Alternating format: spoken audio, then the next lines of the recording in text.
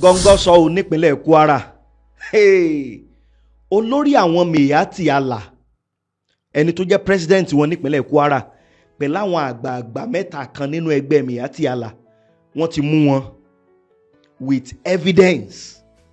Àwọn náà wá ń kà bòròbòrò wípé gbogbo ìṣẹ̀lẹ̀ ìjínigbé táwọn bandit tí wọ́n àtáàkì káàkiri ìpínlẹ̀ Kwara wọ́n láwọn làwọn wà ń di ẹ o ẹ̀yin èèyàn ṣe rí i pé ọ̀rọ̀ ti dójú ẹ̀. Ẹ máa rí i pé mò ń tẹnu mọ́ lẹ́nu bí ijọ́ mẹ́ta yìí wípé ìjọba gbọ́dọ̀ ṣetán láti tẹ ojú àwọn èèyàn kan mọ́lẹ̀. Ẹ̀yin ẹ wo ti Bauchi President General àwọn Miyetti Allah kan náà ni commissioner ti Bauchi ìyẹn commissioner of finance tí wọ́n fẹ̀sùn kàn wípé ó ń kówó fáwọn Miyetti Allah $2.3 million. Kẹ́sì yẹn ṣì wà nílẹ̀ tó lọ the same Miyetti Allah ìpínlẹ̀ Kwara náà Miyetti Allah ìjọba ṣe rí lìfẹ́ fight terrorism àbá kan ń ṣeré ni àwọn tẹ́ẹ̀mọ́ múrè yìí kódà ẹgbẹ́ Miyetti Allah wọ́n gbọ́dọ̀ proscribe ẹ̀ kí wọ́n jẹ́ kí gbogbo ayé mọ̀ wípé terrorist organization ni wọ́n. Ìyẹn alákọ̀ọ́kọ́. Ìyàlẹ́nu ló tún jẹ́ àwọn ẹgbẹ́ Miyetti Allah kan náà ní nípínlẹ̀ Ọ̀yọ́ wọ́n ní ìgbésẹ̀ táàrẹ Tinubu gbé àti ọba Olúbàdàn lórí ọ̀rọ̀ olóyè Sunday Igboho wọ́n ní wọ́n wà highly disappointed pé báwo ni president náà ṣe máa pardon olóyè Igboho torí Igboho máa padà wá lé bàbá rẹ̀.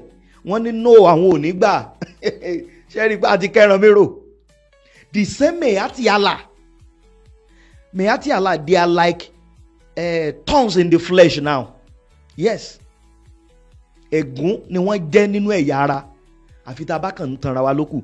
Ṣé wá rí wọ́n wá la àwọn ìlànà kan sílẹ̀ tí wọ́n sọ fáàrẹ Tinubu pé gbọ́dọ̀ ṣe pé tí ò bá ṣe wípé àwọn ti gbàgbọ́ pé ìjọba ẹ̀ kì í ṣe ìjọba gidi. Kí làwọn ìlànà tí wọ́n là sílẹ̀ mo máa gbé ẹ̀yin èèyàn débẹ̀. Kí ni wọ́n sọ nípa bàbá kábíyèsí Olúbàdàn gbogbo ẹ̀ ni mo máa yànnàná fẹ́yìn èèyàn wa. A tún ti dé náà nìyẹn lórí ètò wa ọ̀rọ̀ tó ń lọ lórí ìkànnì Àràbà tẹlifíṣàn. Ètò yìí jẹ́ ètò tó ń fún yín lórí ọ̀fẹ́ láti máa mọ àwọn nǹkan tó ń lọ káàkiri àwọn ìlú wa. Bẹ́ẹ̀ ṣe ń rí àwọn ètò wa yìí ẹ bá wa pín ẹ bá wa share ẹ jẹ́ kó dé gbogbo ọ̀dọ̀ àwọn ọmọ aráàlú kí wọ́n mọ nǹkan tó ń ṣẹlẹ̀ láàrin ìlú torí téèyàn bá wà láyé tí ò bá mọ nǹkan tó ń ṣẹlẹ̀ lágbègbè ẹ̀ ọlọ́mọdé àdòkú nígbà tá a wà láàyè láì dènà pẹnu láì waste àkókò yín. Ẹ jẹ́ kí n bẹ̀rẹ̀ nípínlẹ̀ Kwara. Làṣírí ti tú lọ́wọ́ ti tẹ olórí àwọn Miyetti Allah. They are 3 in number. Ìkan wà nù wọn tó jẹ́ ẹni ọdún 60 ọdún ìyẹn 60 years. Now màá kà àwọn nǹkan kan fún yín torí èmi ò ní wá sórí afẹ́fẹ́ kí n wá máa sọ àwọn nǹkan tí yóò jẹ́ ní no. Now ẹ máa gbọ́ o nípínlẹ̀ Kwara lélẹ́yìí o àwọn ìwé ìròyìn tó lẹ́nu tó làmìlaka ń lu wa gbogbo wọn ló ti gbé. Miyetti Allah leaders arrested in Kwara for aiding bandit kidnapping operations. Can you see? I don't know. Mi mọ̀ tíjọba ń dúró wò. These people tí wọ́n pera wọn ní Miyetti Allah yìí tá a bá ní tanra wa terrorist organization ni wọ́n. Tá a bá ní tanra wa àfi tá a bá ń tanra wa lókù. Because àwọn tí wọ́n jẹ́ ọ̀gá àwọn lọ́wọ́ tẹ̀ yìí this is Kwara State. Ẹ wo ohun tí wọ́n ti fojú àwọn èèyàn rí nípínlẹ̀ Kwara pàápàá jùlọ nífẹ̀ẹ́ lódùn. Pàtígí èmi ní gbogbo òkè ọdẹ èmi ní gbogbo àwọn local government wọ́n ti sọ sẹ́yìn ẹ wá mọ̀ gbọ́ o wọ́n ń kà bòròbòrò ni o. Now the 3 suspects face allegations of sponsoring bandits. Okay, the 3 suspects face allegations of sponsoring bandit groups that had been terrorizing the region, the Kwara State. Pàápàá jùlọ Ìfẹ́lódùn, Pàtígí àtàwọn local government bíi mélòó kan tí wọ́n ń yọ lẹ́nu. Now ẹ wá mọ̀ gbọ́ o this senior member of the Miyetti Allah Cattle Breeder Association MACBAN have been arrested for allegedly aiding multiply kidnapping operations linked to Fulani bandits. A security report revealed that this arrest involved elderly Fulani leaders all over kú dédé àsìkò yìí orúkọ mi ni Balógun Kúyẹ̀ gbajúgbajà ìlúmọ̀ọ́ká oníṣègùn ìbílẹ̀ ni mí. ẹ̀yin ọkùnrin o ẹ súnmọ́ bí ọkùnrin nìkan ni mò ń tọ́jú èyíkéyìí ìṣòro tẹ́ bá ń dojúkọ mo ti kó oògùn ìbílẹ̀ wá láti Jẹ̀bú àwọn oògùn ìbílẹ̀ tó jiná dénú kíá nìṣòro máa fi ọ́ sílẹ̀. ẹ̀yin ọkùnrin tẹ́ ẹ lè náwó yá náwó dẹ̀ tó jẹ́ wípé ṣe ẹ̀kan sùn lẹ́yìn àbẹ́yìn tó jẹ́ wípé nǹkan ọmọkùnrin yóò kí ń gbéra àfi tí wọ́n bá fọwọ́ pa á títí tán bá fọwọ́ gbé ejó ṣíọ̀ orí burúkú ò kì í ṣe tèmi bí wọ́n bá ń la ìṣòro yìí kọjá nọ́mbà mi ni kó o pè sí báyìí 081 00 79 0928 ẹ jẹ́ n tún mú dáadáa 081 00 79 0928 èwo ni pé kí fáyíngẹ̀ owó ọmọkùnrin wá kó o má lè ṣe ju ẹ̀kan lọ oògùn ìbílẹ̀ tó jiná dénú láti Jẹ̀bú wà ń kalẹ̀ tá a fi dojúkọ ìṣòro yìí ẹ wá gbọ́ o gbogbo ẹ̀yin ọkùnrin tó yẹ pé ògidì jẹ̀dí ló ń bá yín jà tẹ́ ẹ lè dúró dáadáa bọ́mọkùnrin mi bá ti dúró bí ìṣẹ́jú mélòó yóò wá máa wábi tó fẹ̀yìntì ẹsẹ̀ ti ń rónú ẹ̀yìn ti ń dùn yóò wá sọ di ọ̀lẹ pátápátá má jẹ́ kó lólùfẹ́ rẹ ó jáde síta ẹ̀yin ọkùnrin tí nǹkan ọmọkùnrin yín kéré jọjọ orí yín lọ èwo ni pé kọ́mọkùnrin pógójì ọdún kí nǹkan ọmọkùnrin tó wà lábẹ́ wá dàbí tọmọ ọdún mẹ́wàá yóò wá máa súnkì kò ní lè dúró dáadáa láti ṣiṣẹ́ oògùn ìbílẹ̀ tó jiná dénú láti Jẹ̀bú ó wà lọ́wọ́ èmi Balógun Kúyẹ̀ tí mo máa fún yín bó o bá ti lò ó kíá lára rẹ̀ ó jí pépé. ẹ̀yin ọkùnrin tẹ́ kì í rí tọ̀ọ̀tọ̀ àbẹ́ máa ń tọ̀ látọ̀jù ẹ kàn sí mi ní kíá. gbogbo ìlú tẹ́ bá wà káàkiri àgbáyé ni mo lè fi oògùn ìbílẹ̀ mi ránṣẹ́ sí tí ó sì tẹ̀ yín lọ́wọ́ pè sórí nọ́mbà yìí báyìí 081 00 79 0928 ẹ jẹ́ n tún mú lẹ́ẹ̀kan sí 081 00 79 0928 aṣoríire o.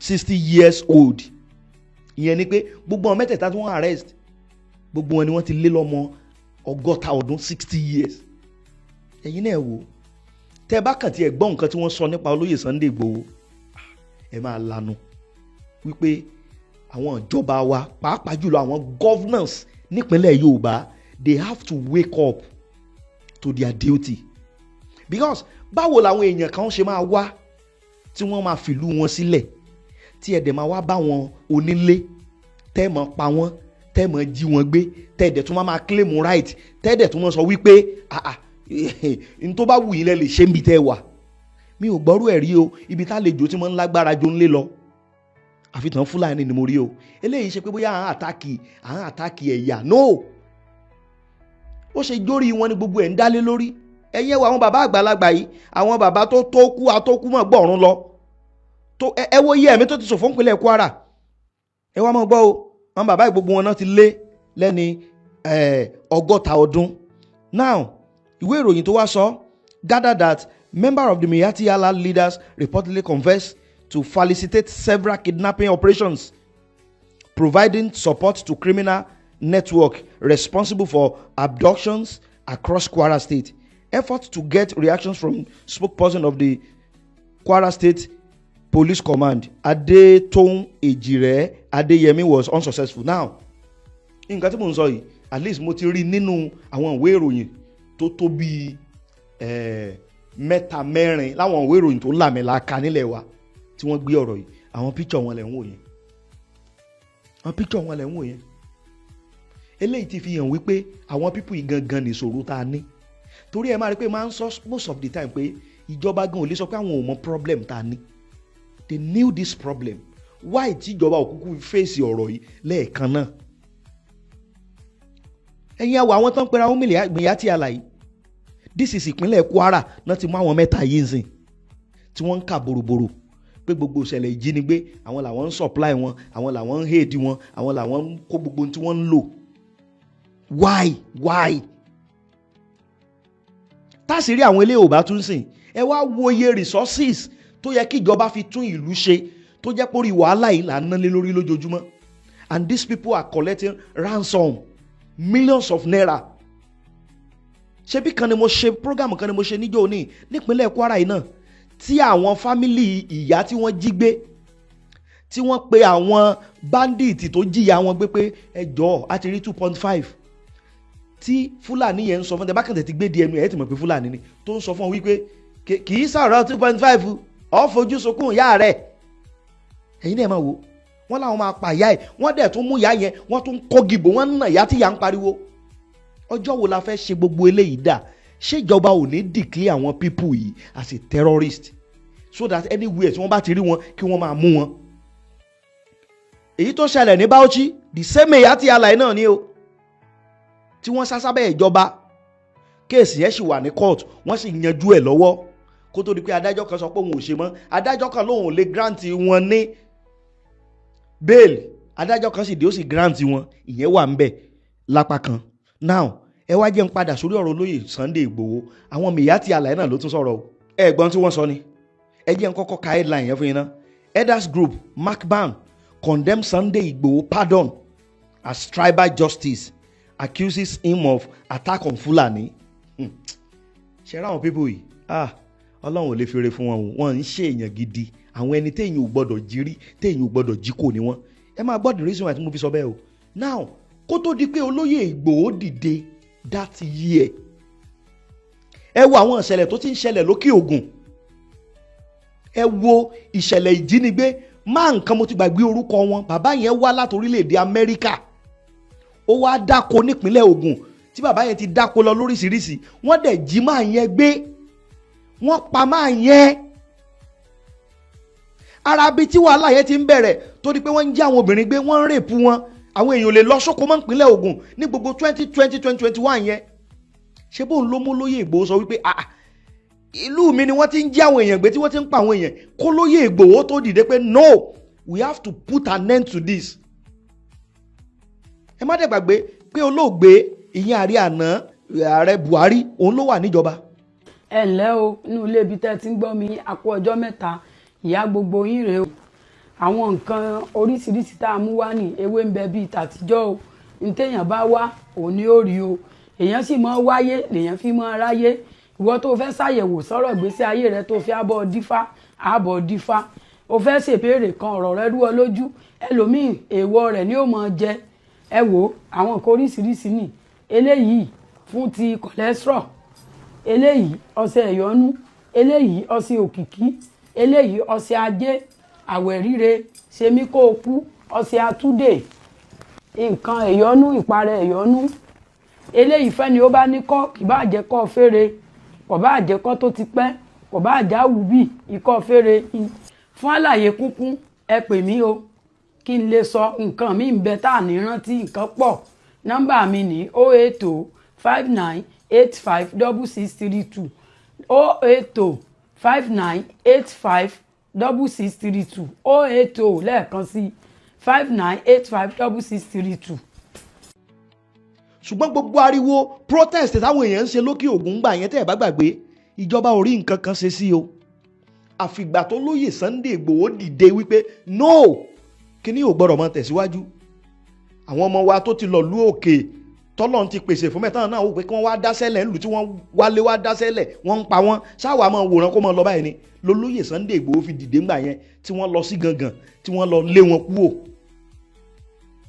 tẹ́ ẹ̀ bá gbàgbé ìgangan tó lóyè Sunday Igboho lọ, àwọn pípù ìgangan ló kọ́kọ́ dìde tí wọ́n àtàkì olóyè Igboho, ṣé ẹ gbàgbé ni.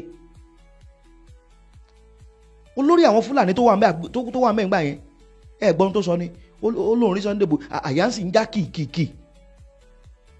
tí kì í bá sọ pé lọ pé olóyè Sunday Igboho bóyá Òkè Ògùn bá ti di no going area now, tí ì bá ṣe ìgbésẹ̀ tí wọ́n gbé ńgbà yẹn now wọ́n wá release olóyè Igboho now, it's unfortunate. these people wọ́n wá lórí láyà, ẹ wá mọ̀ gbọ́ o.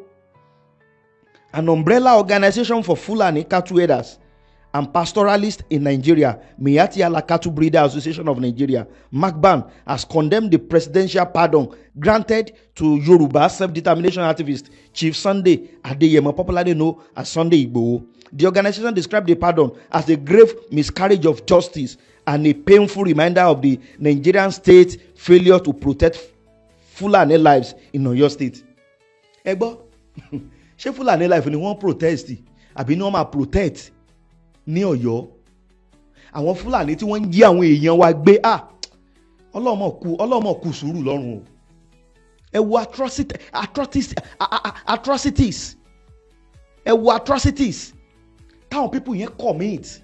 Ẹ wo iye ẹ̀mí tó ṣòfò nípínlẹ̀ Ọ̀yọ́ ń gbà yẹn tí kì í bá ṣe ọpẹ́lọpẹ́ olóyè Sunday Igboho tọ́lọ́run gbé dìde. Now àwọn mìíràn tí àlàwà ń sọ ń sìn pé ìjọba ààrẹ Tinubu ṣe máa pardon Igboho kó padà wá sílé. Èmi ò rírú ẹ̀ rí. Ṣé bẹ́ẹ̀ rí máa ń sọ̀rọ̀ kan àwọn bàbá náà máa ń sọ pé díẹ̀díẹ̀ ni mú ẹlẹ́dẹ̀ ń wọgbà. Imú àwọn pípù yìí ti wọgbà báyìí. Ẹ wá wo ohun tí wọ́n ń ṣe. Wọ́n tún sọ fún ààrẹ pé bó ló ṣe máa pardon Igboho pé Igboho ó fìyà jẹ àwọn ó ṣe ẹgbọ́n ṣé Igboho ló fìyà jẹ wọ́n àbáwọn ni wọ́n fìyà jẹ àwọn ọmọ onílùú tí wọ́n ń jí wọn gbé gba ransom tí wọ́n ń pa wọ́n. Sọ̀rọ̀ wà lẹ́nu Miyetti Allah. Ìjọba sẹ́ alẹ́ gbọ́dọ̀ dìde kẹ́ ẹ gbé àwọn ìgbésẹ̀ akin kan. Ẹ gbọ́dọ̀ dìde tẹ́ ẹ bá dìde kẹ́ ẹ gbé àwọn ìgbésẹ̀ akin kan. Ọ̀rọ̀ yìí ò lé lójútùú o. Because bí bẹ́ẹ̀ kọ́ sáwọn people tún máa lẹ́nu láti jáde síta kàn mọ́ takú ààrẹ wípé ààrẹ ò ṣe dáadáa pé bó ṣe pardon ọmọ ẹ̀ lórí kídẹ̀ lólóyè Ìgbòho ṣe ó ní ẹ mọ́ pa àwọn èèyàn mímọ́ náà fi lé kú òǹlé ni wọ́n fi lé kú òǹlù bàbá ẹ̀ ẹ̀yìn tún wá lórí láyà jáde mọ́ sọ pé kò yẹ kí ìjọba dáríjì. Ẹ wá mọ̀ gbọ́ o wọ́n ṣàkó àwọn ọ̀rọ̀ yẹn wọ́n kọ́ wọ́n lólóyè Ìgbòho ó àtáàkì àwọn ó displace àwọn èèyàn wọn ọ̀pọ̀lọpọ̀ àwọn èèyàn wọn lọ́n ti lé kú ò ṣé ńgbà tí wọ́n ń pa wọ́n nílé wọn kú ò àmọ́ lajúlẹ̀ kátọ̀ rìn wá kó mọ̀ pa àwọn èèyàn ti wá àwọn àmọ́ bá wọn rẹ́rìn àmọ́ bá wọn fẹ̀yìn ṣé ń tọ́ fẹ́ ká mọ̀ ṣe nìyẹn oríṣiríṣi ọ̀rọ̀ wọn pọ̀ ń bí gan o wọ́n wá bẹ̀rẹ̀ sí ní takú ààrẹ pé ààrẹ pé ìjọba táàrẹ ń ṣe pé ìjọba tí ò dáa ni ìjọba ojúṣàájú láàrẹ Tinubu ń ṣe pé pardon ò tọ́ sólóyè Ìgbòho wọ́n tún wá padà ẹ máa wá gbọ́ o Magba identified the January 22, 2021 attack ní Igangan Ibarapa North Local Government Area of Oyo State as a particular traumatic episode, describing it as a painful reference point in which Fulani lives were lost, homes were razed.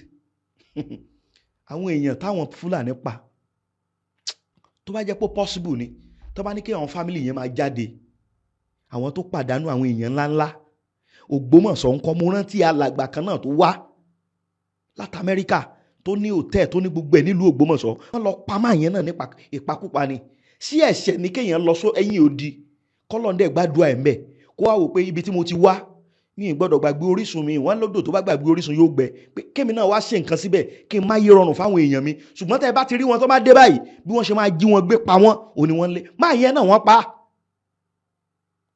tán bá láwọn pípọ̀ ilé lẹ́nu ọ̀rọ̀ jáde máa sọ̀rọ̀ lẹ́nìí I can't believe it. Now ẹ wá mọ̀ gbọ́ o wọ́n wá lẹ́yìn ìgbà tí wọ́n sọ gbogbo wọn tí wọ́n sọ tán wọ́n wá la àwọn ìlànà kan sílẹ̀ kódà wọ́n tún tákù bàbá wa Olúbàdàn wọ́n ní pé kí ló dé tí bàbá wa Olúbàdàn ṣe máa dìde lórí ọ̀rọ̀ olóyè Sunday Igboho ẹ̀yin náà gbọ́rọ̀ ṣẹ́rípáyà kó àwọn pípù yìí ó lágbára o ẹ máa gbọ́ màá kà kankan fún yín sí o. The association posed a series of pointed questions to traditional ruler and authority in Oyo State. Was Oba Rashidi Ladoja not present in Oyo State when these atrocities were committed? Now, ẹ wá jẹ́ kébì náà béèrè kan. Ṣé àwọn Miyetti Allah wọn ò sí nípínlẹ̀ Ọ̀yọ́ nígbà táwọn Fúlàní ń jí àwọn èèyàn gbé? Ṣé wọn ò sí nípínlẹ̀ Ọ̀yọ́ nígbà tí wọ́n ń kó gbogbo ẹran jẹ oko àwọn èèyàn? Ṣé wọn ò sí nípínlẹ̀ Ọ̀yọ́ nígbà tí wọ́n ń ṣe àkọlù pa àwọn èèyàn wa? Miyetti Allah sùn gbà yẹn wọn ò sí láyé. Ó terrible ó terrible. Ẹ wàá mọ̀ tó wá dùn mí jù. Wọ́n wá ní Nnamdi Kanu wípé ààrẹ ń ṣègbè wípé the same ẹ̀ṣẹ̀ tí olóyè Ìgbòho ṣẹ̀ náà ní Nnamdi Kanu ṣẹ̀ no kì í ṣe the same. Tó ẹ pé yẹn lè fẹ́ gbọ́ ẹ̀yin Miyetti Allah nǹkan méjì tó yàtọ̀ síra wọn pátápátá ó lẹ́sẹ̀ ó ní nǹkan tí wọ́n ṣe. The only thing tó lóyè Sunday Igboho ń pariwo ni pé ẹ mọ́ pa àwọn èèyàn wa mọ́. The only thing tí wọ́n tún ṣe ni pé wọ́n ń ṣe rálì káàkiri gbogbo ilẹ̀ Oòduà kò dẹ̀ síbi tí wọ́n ṣe rálì dé tá a gbọ́ wípé wọ́n ti pààyàn àbí nǹkan kan ṣẹlẹ̀ kò sí. Tìdùnnú àtayọ̀ làwọn aráàlú fi ń jáde ti olóyè Sunday Igboho lẹ́yìn. Olóyè Sunday Igboho ò dàlúrú o. Torí ẹ̀ ọ̀rọ̀ yìí méjì tí ò kàn ti ẹ̀ jọra wọn ni kí wọ́n má fọ̀rọ̀ Nnamdi Kanu wí ọ̀rọ̀ olóyè Sunday Igboho ó yàtọ̀ síra wọn. ìyẹn ìkan. Now ẹ wá jẹ́ kí n lọ sí final part, màá gbé yín débẹ̀ dáadáa o. wọ́n wá ní wípé àwọn ní àwọn nǹkan kan, ìlànà kan táwọn fẹ́ fún ààrẹ. ẹ máa gbọ́, màá kà fún yín o. ẹ máa gbọ́, Macban outline a set of demand it said must be addressed to restore confidence and prevent further ethnic resentment. ẹ máa gbọ́ alákọ̀ọ́kọ́, wọ́n ní we therefore demand for following a formal acknowledgement by the federal government of the crime committed against Fulani community in Oyo State. ẹ mọ̀ tó yẹ kí ìjọba ṣe, kí wọ́n wá ṣẹ́rí gbogbo rẹ́kọ̀dù bí wọ́n ṣe pa àwọn èèyàn, iye àwọn èèyàn ńláńlá ọmọ wa tí wọ́n pa, tí wọ́n wálé láti wá túlù ṣe tí wọ́n pa, kí gọ́ọ̀mẹ̀ntì gbé jáde, kán gbé jáde báyìí. ṣẹ́rí àwọn pípù ìwọ̀n lẹ́mìí Ọlọ́run o, pé èèyàn bá rí wọn kó sá fún wọn o, torí kò sọ̀rọ̀ lẹ́nu wọn o. ẹ máa wá gbọ́ o. wọ́n ní táwọn ń béèrè lọ́wọ́ ìjọba nìyẹn o. ẹlẹ́ẹ̀kejì, compensation for affected family including the displaced Seriki Fulani. Seriki Fulani tó yẹ pé olóyè Ìgbòho débẹ̀ táwọn ọmọ ẹ̀ sáré yìnbọn sólóyè Ìgbòho, ṣé ẹ ti gbàgbé ni? gbogbo fídíò ẹ̀ sì wà. ó lágbára o. wọ́n ní public explanation for the pardon granted to Sunday Igboho, a clear assurance that the Nigerian state does not operate a tribal justice. wọ́n ní ká rẹ ìjọba àpapọ̀ kí wọ́n wá explain fáwọn, àfi sùúrù. They noted that peace cannot exist where injustice, national unity cannot survive. ẹ̀yin náà ṣé lẹ́nu tí wọ́n, àwọn náà máa sọ gbélé fún wa. demand táwọn Meyati Allah tí wọ́n béèrè nìyẹn o, pé kò yẹ kí wọ́n dáríjì olóyè Sunday Igboho. ẹ̀yin èèyàn kí lẹ rí sọ̀rọ̀ yìí? ẹ máa kọ́mẹ̀ǹtì